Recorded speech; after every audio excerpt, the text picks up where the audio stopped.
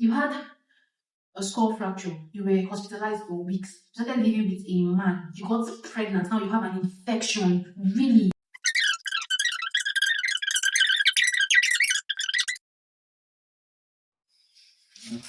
Hello. I'm here again to share information that nobody asked. But I'll still share it regardless. And I'll be sharing it from my system. It's a letter I read from Robert Cialdini's Influence. Please get that book. It is the real deal. So listen to this letter and then let us be the judge together.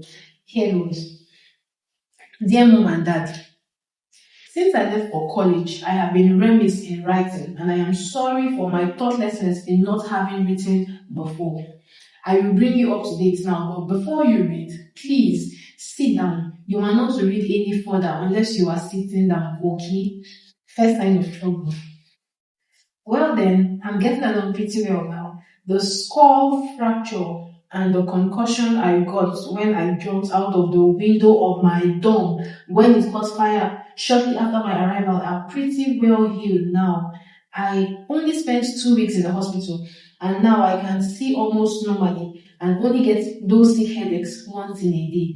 You spent 2 weeks in the hospital and they did not think it's proper to reach out to your family. Let's not rush. Fortunately, the fire in the dormitory and my job were witnessed by an attendant at the gas station near the dorm, and he was the one who called the fire department and the ambulance. He also visited me in the hospital, and since I had nowhere to live because of the burnt-out dormitory, he was kind enough to invite me to share his apartment with him. It's really a basement room, but it's kind of cute. He's a very fine boy. What have you got? And we have fallen deeply in love and are planning to get married. How did we get from there to there? We haven't got the exact date yet, but it will be out before my pregnancy begins to show. You are? Yes, mom and dad, I'm pregnant.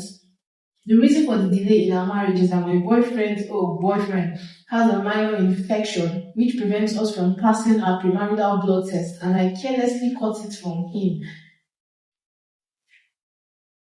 You had a skull fracture. You were hospitalized for weeks. You started living with a man. You got pregnant. Now you have an infection. Really? Now that I brought you up to date, I want to tell you that there was no dormitory fire. I did not have a concussion or skull fracture. I was not in the hospital. I am not pregnant. I am not engaged. I am not infected, and there is no boyfriend. However, I am getting a D in American history and an F in chemistry, and I want you to see those marks in their proper perspective. This girl is good. Imagine she had told them first that she had a D. No, D is even small, that she had an F. All hell will let loose. But because of the story she already built, the idea that set the precedence for this final information, we ended up saying, thank God, it's just a failure. So that's the pain. Yesterday, we talked about the whole emotional baggage that comes with precedence. But today, we're looking at how we can actually harness that to our advantage. It will help in communications, in negotiations, in sales.